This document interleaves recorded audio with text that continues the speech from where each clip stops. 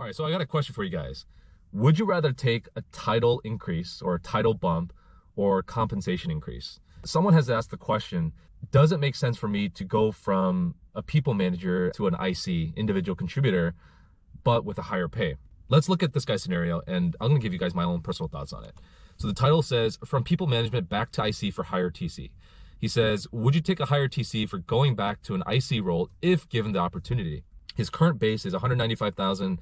His new base will be 265,000, but going from a group PM to a staff PM IC.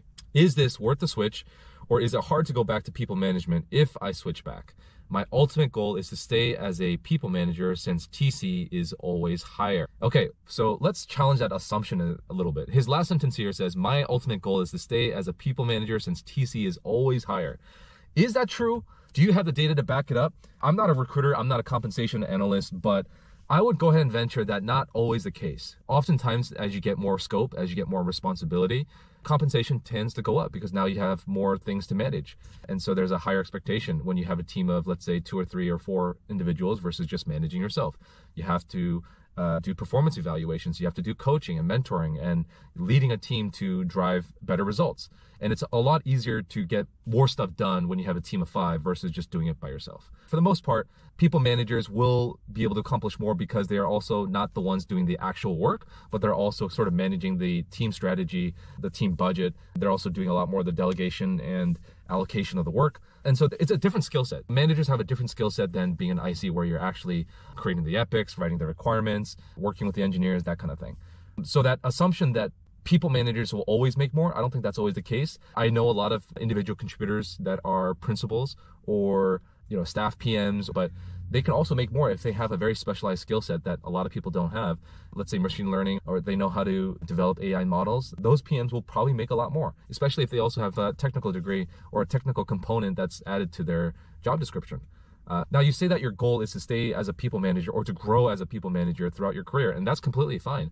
But if you wanted to take a pivot here, and if you wanted to go from a PM manager to an IC for the pay bump, I also think that's a pretty good strategy because that will set you up for the next band, for your next opportunity.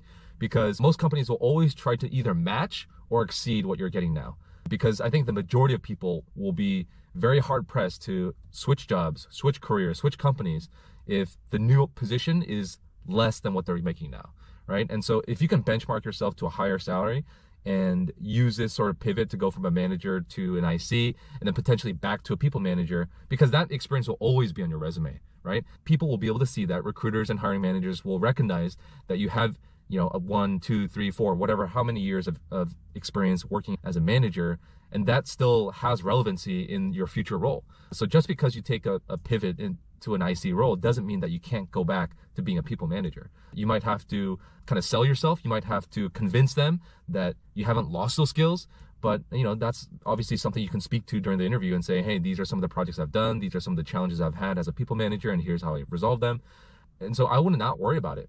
If it were me and if I was in your position, I would take the jump to go an IC. I mean, especially if it's a company that you believe in, if it's a role that will set you up for the future, that pay bump is pretty significant. I mean, you said from 195 to 265 or something like that. I mean, that's more than a 25-30% increase. So I think that can definitely set you up for the next position and give you kind of the bump that you're looking for and set you up for success. Anyways, guys, let me know in the comments down below what you think the OP should do in this position. Do you think he should stay as a group product manager to continue to work his way up, or maybe find something else that's more within management? Or do you think that he should take this opportunity to drop back down to an IC while still having a higher compensation? Tough choice, but oftentimes money talks. So it also kind of depends on what you enjoy doing. If you enjoy managing people versus actually doing day-to-day work, working on the actual product and feature roadmap, then that also might play a factor in your decision. Anyways, best of luck in your decision and do what's best for you. Like this video, guys, subscribe if you haven't, and we'll catch you guys in the next one. Later.